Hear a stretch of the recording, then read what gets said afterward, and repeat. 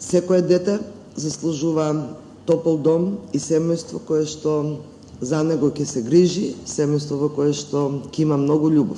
Но и покрај ваквата изјава на Министерката за труд и социјала, секојдневно сме сведоци на ваква слика низ градот. Деца кои бараат милостина.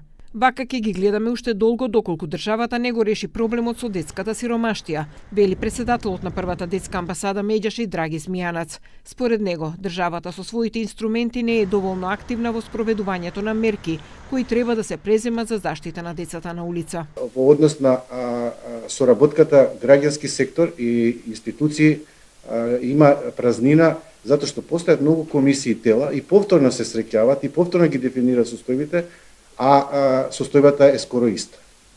Вие гледате и понатаму дечиња со испружени рачиња, така, посебно има и сезонски деца кои излегуваат надворно од училиште за работа дома.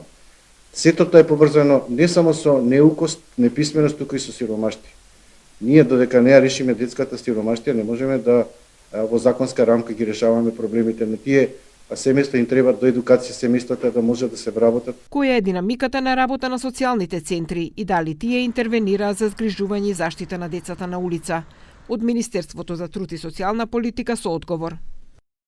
Со цел намалување на појавата од питачење кај децата на улица и нивните родители, Министерството за труд и социјална политика преку центрите за социјална работа, а во координација со Министерството за внатрешни работи, формираше тимови кои изготвија месечен план за спроведување на теренски посети за сузбивање на социопатолошката појава питачење, преземање на конкретни чекори за намалување на појавата од питачење, преку превентивни и едукативни активности, стручни тимови во состав на инспектори за малолетници при МВР и стручни лица од Центарот за социјални работи Скопје, како и представници од здруженија, вршат теренски активности на веќе мапирани критични локации во насока на сузбивање на појавата деца на улица.